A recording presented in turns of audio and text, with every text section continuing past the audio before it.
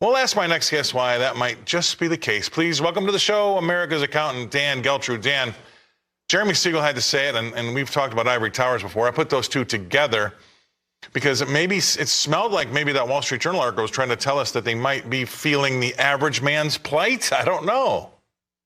I don't think so. Listen, I would hope they would. Look, I think it's very sound and common sense advice to sit back and say, listen, before we continue to raise these rates over and over again, why don't we sit back and see what kind of impact we're having here? I don't think the Fed is going to reverse course. I'm of the belief that they basically have the attitude of it's kill inflation or bust, and it looks like it's a bust right now, Scott. So a soft landing is out of the question, but I think the Fed is looking at this and saying it's full steam ahead until we kill the economy. Then we'll sit back and see what happens next. You know, I look at it like I look at the economy like a slap shot in hockey, right? And tell me what you think about this. But, you know, it's hard to get something started from a dead stop. It takes a lot more energy than it does to deflect something.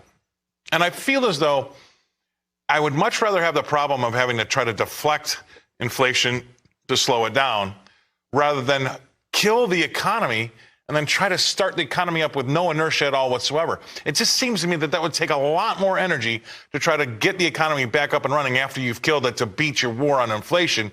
It doesn't make sense to me. I would rather take a slower, more deflective attitude when it comes to inflation. Maybe you're going to have to let it run a little hotter, a little longer. But that seems to me the more prudent idea rather than absolutely killing the economy and trying to lift this dead body up off the ground. I would absolutely agree with you, but that doesn't mean that that's the path that the Fed is going to take. And look, unfortunately, we have to come to grips with that the Federal Reserve is very political. It's not supposed to be. It's supposed to be independent, but it's not. So to me, their moves are based upon politics.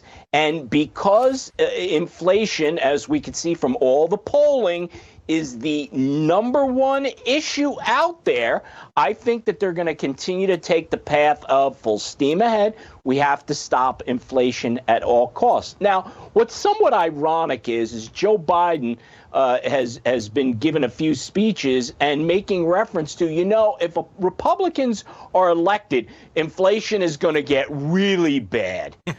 Really?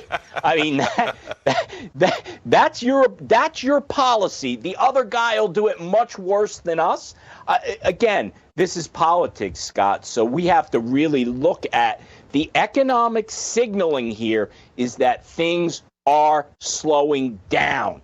So why don't you take your foot off the gas and just take a little bit of a wait and see, because it is prudent, but it's political. So that's not the path I don't believe they're going to take. Okay, so where do we have to see that CPI come down to before they look themselves in the mirror? I mean, has it got to be 6? Has it got to be 5? I mean, or does it have to be closer to, you know, the nominal rate? What are your thoughts on that?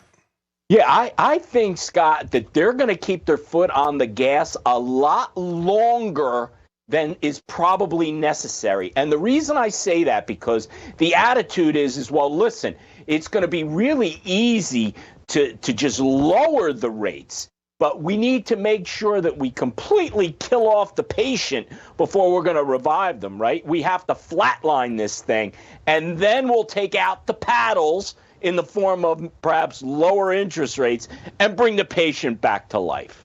So what that number is, I don't know, but my guess is they'll go too far. Well, they're going to go too far. Yes, I agree with you, and I don't have an answer for that number either. It's not fair of me really to ask, but it just is this is the symptom of when you're trying to manage your situation today by looking out the rearview mirror and making moves that affect things today, right? And so by the time they finally realize that they've overshot this market, I'm afraid the paddles might not work, or at least it's going to take them a lot longer to work. Well, it will take a lot longer to work because of the analogy that you just gave before. Look, we're talking about bringing something back from the dead. How is that a good strategy. But again, because I believe that the Fed is far more political than it should be, they're making decisions, on the short term. Politicians are notorious for looking at polling on a day-to-day basis, right? Taking the pulse of what people are thinking, and are they going to get reelected? And that's what drives the decision making. And that's my point. I think the Fed is following along that same path. Shortest show on this earth would be name me an arm of the government that's not political. All right. Thank you very much for being on the show, Dan Geltrude, Nutley, New Jersey. Let's take a look at those.